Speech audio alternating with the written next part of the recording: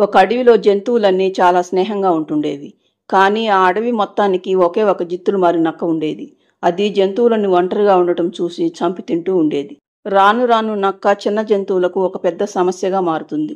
ఒకరోజు జంతువులన్నీ కలిసి అడవికి రాజైన సింహం రాజు దగ్గరికి వెళ్ళి తమ సమస్యను సింహానికి చెప్పుకుంటాయి.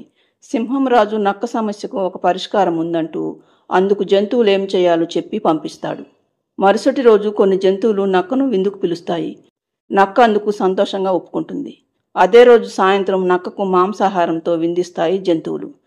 నక్క లొట్టలేసుకుంటూ మాంసాహారాన్ని తింటుంది. అలా ఆహారాన్ని తిన్న నక్క మరుసటి రోజు నిద్రలేచేసరికి ఒక కారాగారంలో బంధించి ఉంటుంది. నక్కకు అసలేం జరిగిందో తెలియక అయోమయంలో పడుతుంది.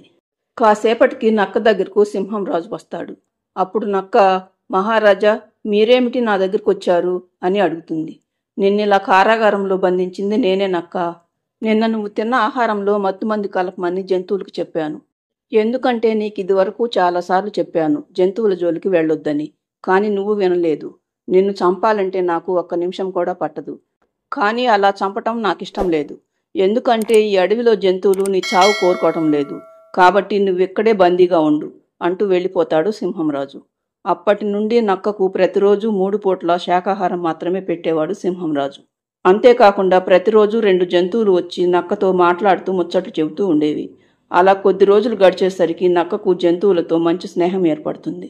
ప్రతిరోజు పండ్లు దుంపలు తినటంతో నక్కలోని క్రూరత్వం మొత్తం తగ్గిపోతుంది. ఎప్పుడైనా జంతువులు రావటం ఆలస్యమైతే వాటి కోసం నక్క ఎదురు చూస్తూ ఉండేది. అలా నెల రోజులు గడిచిపోతాయి. ఒకరోజు సింహంరాజు నక్క దగ్గరకు వచ్చి, ఈరోజు నిన్ను వదిలేస్తున్నాను నక్క. ఇప్పటికైనా బుద్ధి తెచ్చుకుని జంతువులను చంపటం మానుకో. ఎన్ని రోజులు నిన్ను కారాగారంలో ఎందుకు బంధించానో, శాకాహారం ఎందుకు పెట్టానో, జంతువులను నీ దగ్గరికి ఎందుకు పంపించానో తెలుసా? నీలో మార్పు రావటం కోసం. ఇకనైనా బుద్ధి తెచ్చుకుని జంతువులతో కలిసిపోయి హాయిగా జీవించు. నువ్వు మళ్ళీ జంతువుల జోలికి వెళ్ళావని తెలిసిందో ఈసారి నీకు మరణశిక్ష పడుతుంది, జాగ్రత్త అంటూ వెళ్ళిపోతాడు సింహంరాజు. తరువాత నక్క కారాగారంలో నుండి బయటకు వస్తుంది. కొంతకాలంగా జంతువులను దగ్గర నుండి చూడటం, జంతువులు తనతో ప్రేమగా మాట్లాడటం చూసిన నక్కకు జంతువులను చూసినా కానీ చంపాలని అనిపించదు. నెల రోజులుగా శాకాహారానికి అలవాటు పడటంతో శాకాహారం తినటం కష్టంగా కూడా అనిపించదు నక్కకు. అలా నక్కలో మార్పు వచ్చి జంతువులతో స్నేహంగా కలిసిపోతుంది. ఫ్రెండ్స్, ఈ స్టోరీ నచ్చితే లైక్ చేయండి. ఛానల్ను సబ్స్క్రైబ్ చేసుకోండి.